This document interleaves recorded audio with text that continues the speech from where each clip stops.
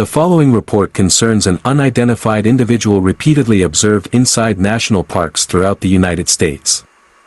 If you spend enough time hiking American national parks, there is a chance you will eventually see him.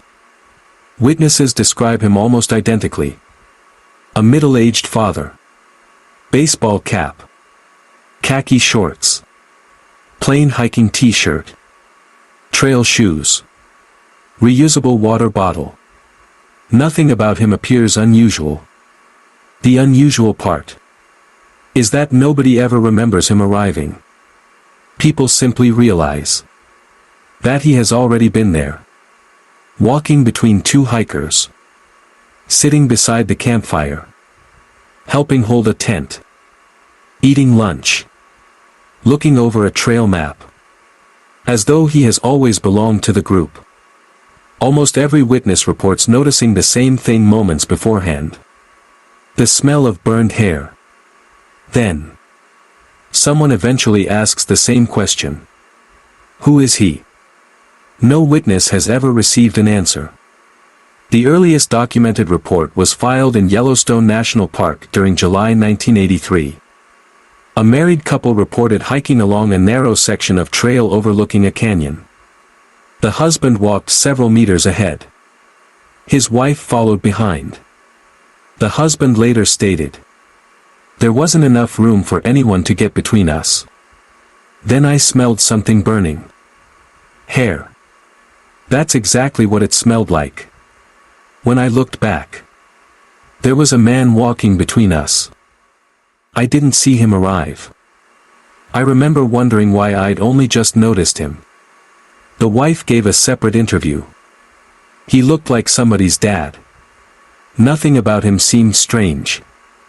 I actually stepped aside to give him more room.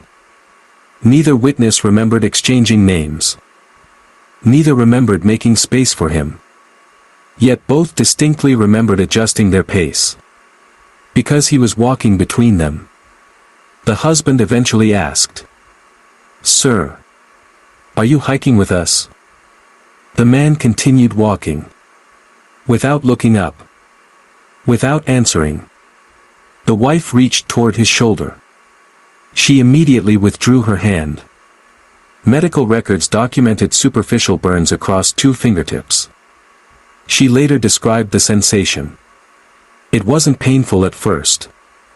It was just impossibly hot. Like touching a black car that's been sitting in the desert. The husband finally laughed awkwardly. "I think you've got the wrong group." He looked down to adjust his backpack. When he looked up again, the space between them was empty. Neither remembered seeing the man leave. The second report was filed 5 years later in Yosemite National Park. 4 university students were camping near a designated fire ring. One witness later stated, "Somebody handed me another marshmallow. I thanked him. When I looked up, there were 5 people sitting around the fire. My first thought wasn't that something was wrong. My first thought was, somebody brought their dad." The additional man quietly roasted marshmallows. He occasionally turned them. Sometimes brushed ash from his shorts. Once, he reached forward and adjusted a burning log with a stick. Nobody remembered inviting him. Nobody remembered seeing him walk into the campsite. Another witness stated, "He behaved like he'd been with us for hours. Not like someone trying to fit in. Like someone who already belonged." One student attempted conversation. "Which campsite are you staying at?" No reply. The witness later said, "I didn't think he was ignoring me. I thought maybe he just didn't hear." Several minutes passed. The group continued talking. Someone opened another bag of marshmallows. Someone else poured coffee. Only then, one student quietly asked, "Wait. Whose dad is that?" Nobody answered. The conversation stopped. The smell of burned hair returned. One student reached toward the man's arm.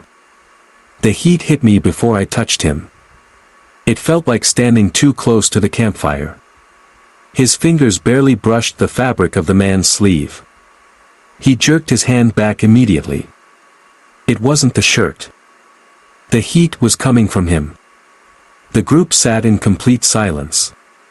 Finally one of them said, "Sir, I don't think you're supposed to be here." Someone looked toward the cooler. No more than a second. When they looked back, the chair beside the fire was empty. No footsteps. No movement. No sound. Only the smell. Lingering for several more seconds. By 1991, similar reports had been documented in 5 different national parks. The incidents occurred hundreds of miles apart. No witnesses knew one another. No connection between the parks could be established. Investigators initially focused on the man's appearance. They found very little. Almost every witness described the same clothing. Baseball cap. Khaki shorts. Plain hiking shirt. Trail shoes. Reusable water bottle. But when asked about his face, the interviews became noticeably different. What color were his eyes? I don't know. Did he have a beard? I don't remember. What color was his hair? I never looked. Researchers later reviewed 71 independent witness interviews. Not one contained a usable facial description. The third documented incident occurred in Glacier National Park during September 1992. A family of 3 had stopped beside Avalanche Lake for lunch. The father later stated, "My son was sitting on my left. I bent over to grab drinks from the cooler. When I sat back down, there was another man sitting between us. He was eating chips. My chips. Not stealing them. Eating them like I'd already offered." The father admitted that nothing about the situation immediately alarmed him. "I actually apologized. I thought maybe we'd accidentally taken somebody else's picnic spot." The man continued eating, looking out over the lake, occasionally wiping salt from his fingers onto his shorts. The witness later added, "The strange part wasn't him. The strange part was that my brain accepted him instantly." The investigating ranger separately interviewed the family's 8-year-old son. "Did you know the man?" "No." "Did he talk to you?" "No." "Were you frightened?" The child thought for several seconds. Not until Dad asked who he was. The ranger asked one final question. "What was he doing?" The boy answered immediately. "Having lunch with us." The report ended there. 4 years later, another statement was filed in Great Smoky Mountains National Park. A married couple reported waking shortly before sunrise inside their tent. The husband later stated, "It was unusually warm. I thought my wife had rolled closer. When I opened my eyes, somebody was lying between us." The witness described an ordinary middle-aged man, fully dressed, hands folded across his chest, looking silently at the roof of the tent. His wife later gave almost the same statement. "I wasn't scared. I remember thinking, somebody got into the wrong tent." Neither witness attempted to leave. Neither screamed. Neither called for help. Both later described that reaction as the most disturbing part of the incident. The husband quietly said, "Sir, I think you're in the wrong tent." The man did not move. The witness reached forward. His fingertips touched the man's forearm. He immediately pulled back. Medical examination later documented superficial burns on 3 fingers. The witness described the sensation. It wasn't skin. It felt like touching a cast iron stove. The couple unzipped the tent, looked outside. No one stood nearby. When they looked back, The space between them was empty. Neither remembered seeing him leave.